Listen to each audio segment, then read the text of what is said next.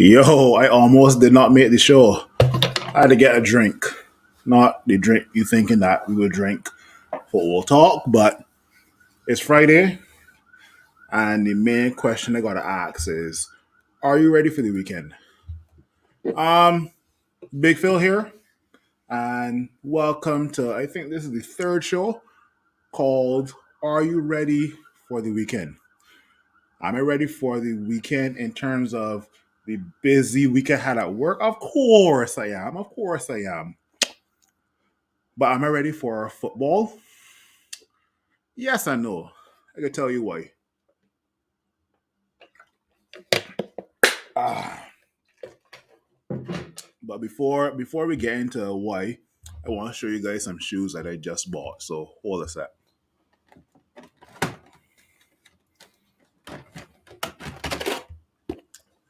I just bought these Brazil Dunks, and I'm kind of liking them. Kind of liking them. Um, that's one pair of shoes that I bought.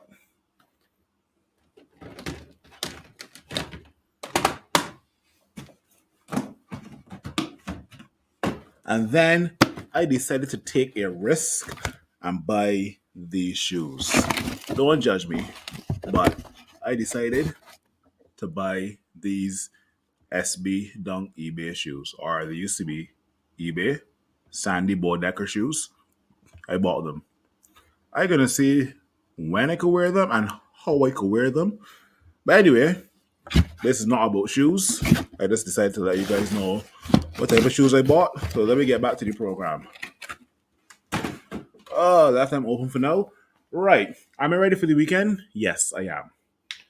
This weekend I will be watching football and I will be getting some sleep as well. But let's be real. I probably, because I'm saying I'm gonna get some sleep, but you can probably catch me up at 6:30. Not 6:30, sorry, 7:30 tomorrow morning watching Manchester City and Liverpool. And that's just how I am, right? For some reason, I just wake up late during the week to go to work.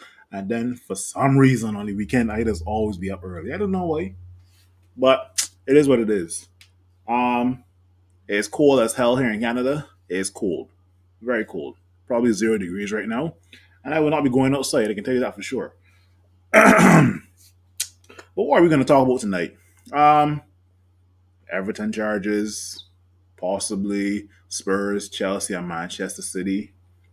If you don't know, I'm talking about Everton have been handed a 10-point deduction because of some financial breaches or something like that. I got to read more into it, right? But long story short, um, Everton will be will no longer have 10 plus points. Sorry, let me reverse. Pull it up, DJ. Everton have been handed a 10-point deduction from the beginning of this weekend, right? And you know who they got to face of all teams? Manchester United, my team. They got to face Manchester United. But it is what it is. Everton fans, I think from what I heard, they're going to fly a plane over the Manchester City versus Liverpool game. And they're also printing some Premier League banners that have the Premier League logo, and under it, I think it says corrupt. Now, here's the thing, right? Everton fans have accepted it, but they want the FA to be more consistent when it comes to these charges, right? Okay, you give us, Everton fans, this 10-point deduction for whatever they did. What about Chelsea? What about Manchester City? Right? I've been reading for the last couple of weeks as possible that Manchester City and Chelsea could face relegation. I don't see that happening, but we'll see. We'll see. We'll see. Um, but yeah, Manchester City versus Liverpool tomorrow, 7:30 kickoff. Let me just see what other fixtures they have here right now. Um, 7:30 is Manchester City versus Liverpool. As I mentioned, Burnley versus West Ham at Burnley. Then Luton Town versus Crystal Palace. Then another big game, Newcastle versus Chelsea at 10 o'clock. Um, and it's just other dead games, honestly. I mean, there's Brentford versus Arsenal, but eh, it is what it is. Manchester United got to play tomorrow, not tomorrow, Sunday at 11:30 versus 10 point less Everton at Goodison Park. And Spurs got to play Aston Villa at the Tottenham Hotspur Stadium. But we could do some predictions close to the end of the show, right? Um, what else we gotta talk about? Bruv, Mason Mount injured. I swear, Manchester United Football Club cannot catch a break, boy. As soon as we get him back, players that were injured before, like Luke Shaw and possibly Alessandro Martinez, and even recently Aaron Wan-Bissaka, no, God, let Mason Mount get injured. I mean, was he really even um, playing that often? And when he was playing that often, was he even like making a difference when we played? And the answer is no to both questions, right? Um, Obviously, Mason Mount will be missed because he does add depth to this squad, but that's about it, really, honestly. But this team cannot catch a break, boy. Ten Hag, boy, psh, good luck. Speaking of Ten Hag, that man is going to be not even near the team. He's going to be a side man on Sunday because he has been handed a one match ban. I can't even remember what he was handed a one match ban for. I will search for that soon. But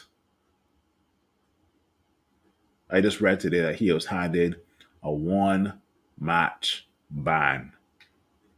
All right, he will be sorry, not a one. Is that one match ban? Sorry, that's a player.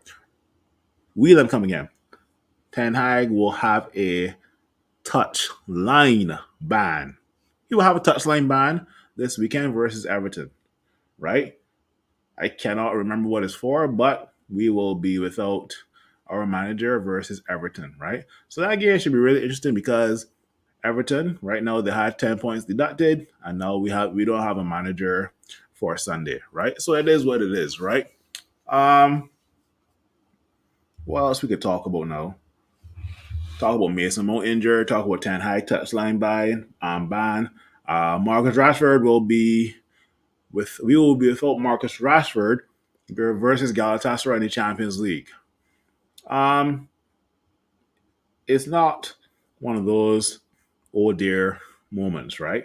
Because Marcus Rashford has been playing piss poor this season. Piss poor this season. All this talk that Ten Hag is putting down that Marcus Rashford will come good for us. Boy, the only way he's going to come good for us is if his girl. Anyway, let me not go there. Anyway, Marcus Rashford, if he's going to come good for us, it'll probably be in 2024. I don't see Marcus Rashford doing jack squat from now to the end of 2023. That guy is a side man. That guy is one of the most inconsistent football players I've seen in the last couple of years. Theo Walcott 2.0, Marcus, Kylian Mbappe from Wish. Look, let's be real. I'm a big fan of Marcus Rashford, but sometimes you gotta acknowledge that the guy is inconsistent and the guy playing shit. Honestly, that's just my take. So we'll see. Hoyland is also injured as well. Good grief, boy. Manchester United cannot catch a break. Jesus Christ on a motorbike.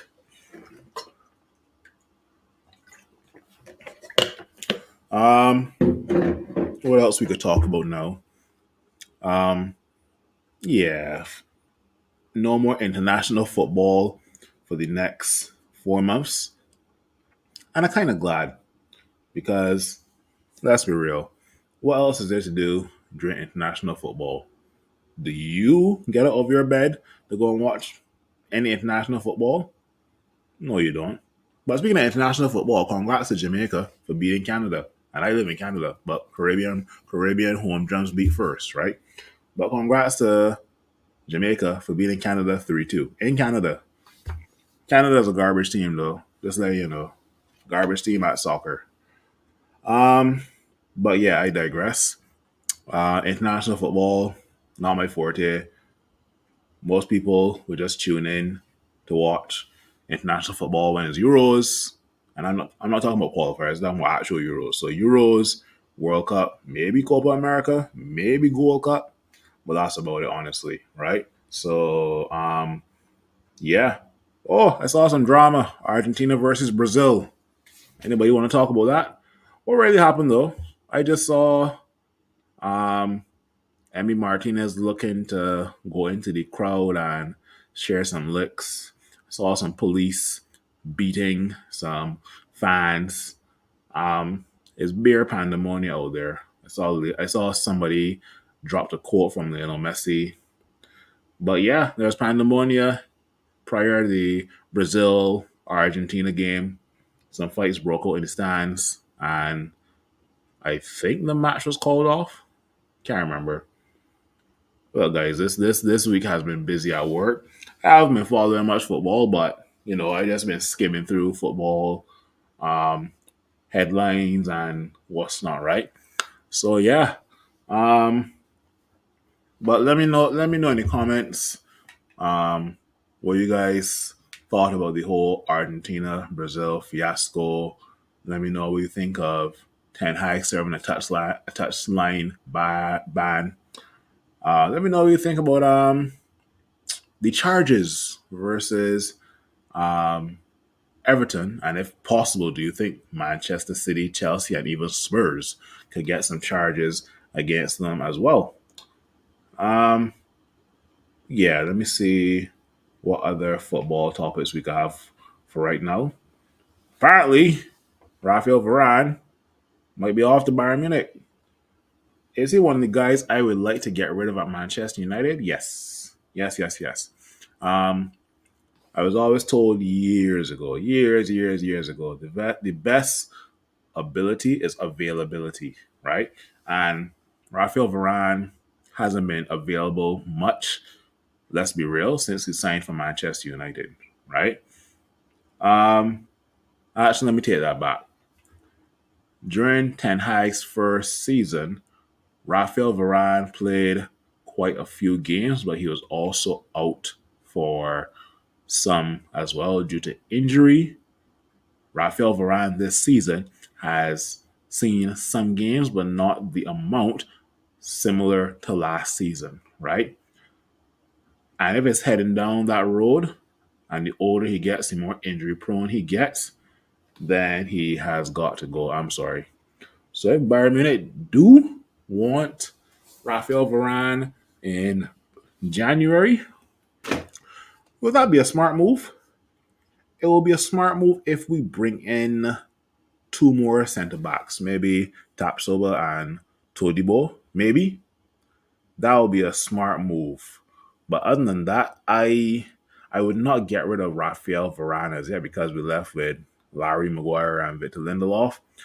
Victor Lindelof is another one you never know when he'll be injured, and Harry Maguire is a fridge, right? Even though he's been playing well these last couple of games, and you know playing like an $80 million signing, but Harry Maguire still is prone to mistakes, right? So I would not get rid of Rafael Varane as yet, unless, like I just mentioned, we bring in the two defenders, Tapsoba and Todibo, in January. Do I see that happening? No.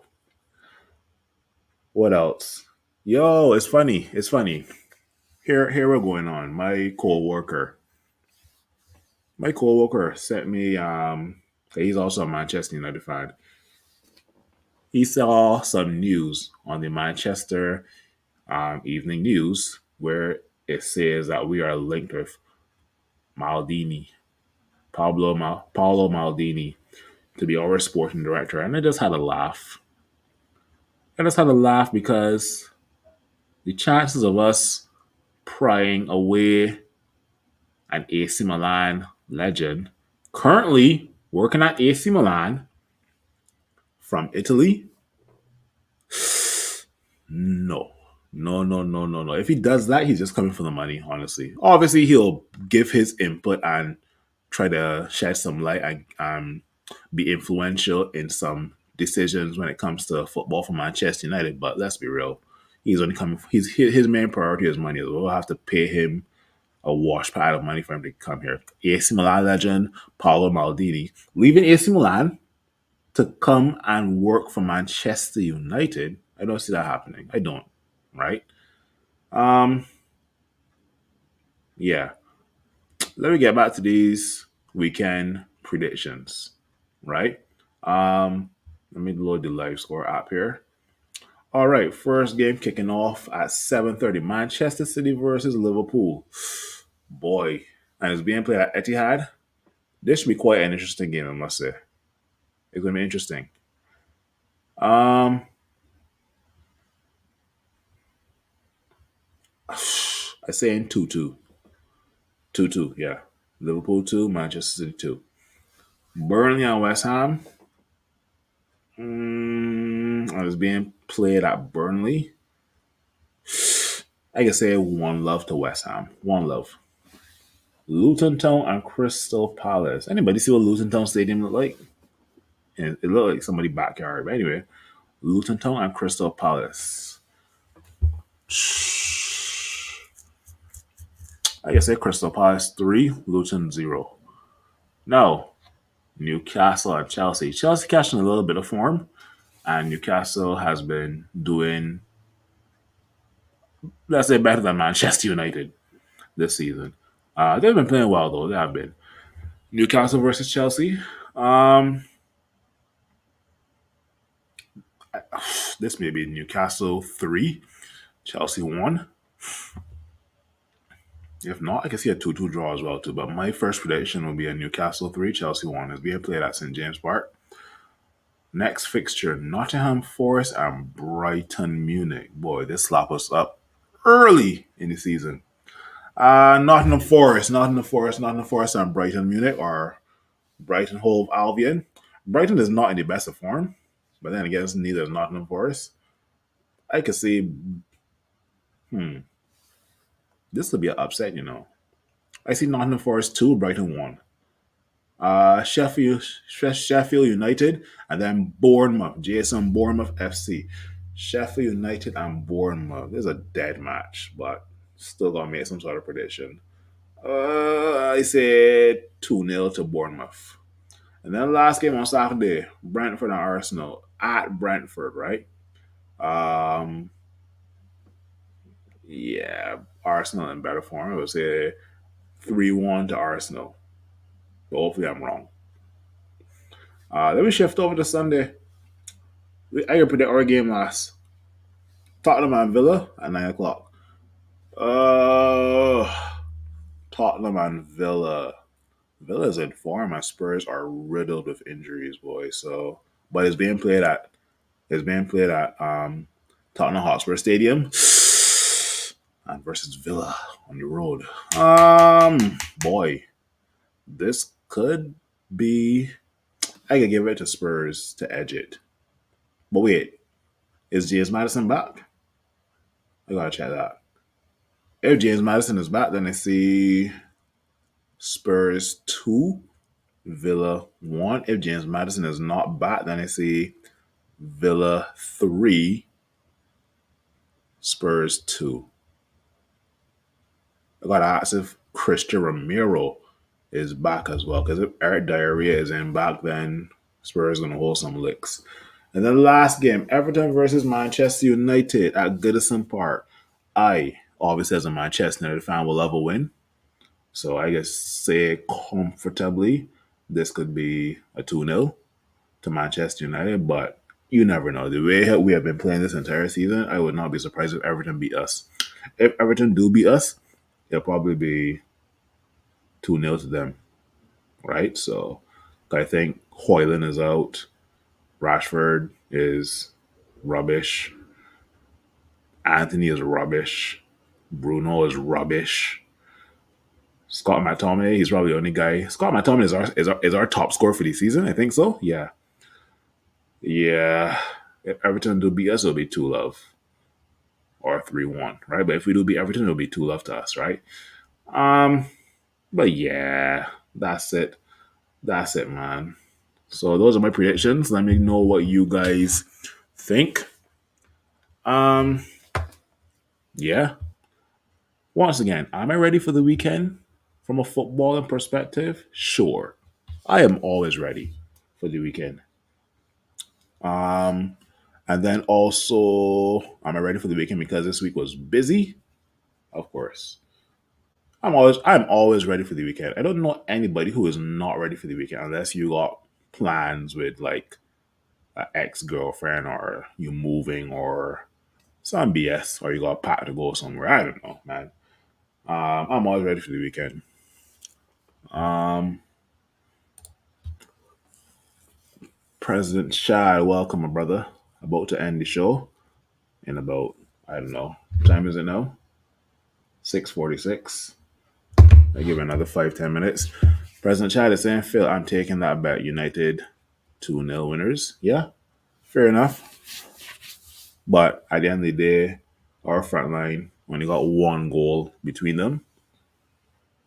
But that means Martial gonna start. Oh Jesus Lord, boy. Ooh. Ah boy. I gonna say it once and I say it again. Rest in peace to Manchester United.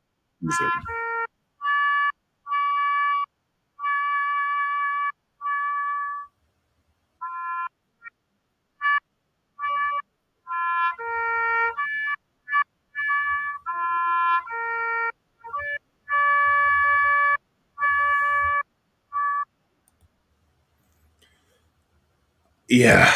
So that means our front three could be Martial up top, Garnacho. No wait, Rashford might still be available.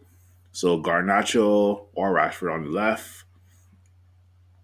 Might be Rashford because Rashford going to be banned from the Galatasaray game. So might be Rashford, Martial, Anthony, or if Martial don't start, it'll be Rashford up top, Garnacho and Anthony, then Bruno behind, and then Scott and Ericsson because I'm not sure if Casemiro back as yet. Oh boy, Sunday will be a long day. Anyway, boy, two love United winners. Let's see. Um, yeah, we gotta wrap up the show in 2 minutes for sure. But yeah, almost end of 2023, and let's be real. Since the Carabao Cup final, which took place earlier this year, that we won 2-0 versus Newcastle, I don't think we've been playing that good football. There's been moments, but the start of this season has been absolute shambles, right? This season so far has been dreadful, and I've been telling people since the transfer window, I've been telling people a couple of things. Based on the transfer window and based on the Champions League group we got, we will either be playing Europa or we will be going out of the Champions League. And I was called negative. I was called negative. And hey, I hate being right about certain things, but it is what it is, right? This season definitely is a write off because I don't think there's any trophy we can win this season. It's going to be painful to watch this team in Europa League if we do go to Europa League, right? Is there a chance that Manchester United can turn it around in 2024? I'm not saying not, but I wouldn't hold my breath. Let's put it that way, right? Oh boy. Yeah. So Manchester United 2, Everton 0. We'll see. Let's take it one game at a time. But I personally have written off 2023 for Manchester United, right? Um President Chad again is saying Pino Martial. Oh, definitely. He's another person that has to go. It's almost like we it's almost like we all want all French players out of our club, boy. Years ago it was Pogba, now it's Martial and Varane. Oh boy. Yeah. But yeah, let's see what happens Sunday, man. Let's see what happens Sunday. Boy, we have been talking for close to 27 minutes. And yeah, are you ready for the weekend? I am. What about you? Um, Big Phil out, and you know, Manchester United, the Red Devils, we never die. We always multiply. So next show probably will be Old Talk. So let's see if they could get Big Phil onto Old Talk and we can discuss the weekend. So, Big Phil out. Hey, if you appreciate what we're doing here at the United Hour, please like, please subscribe, and let's grow this community.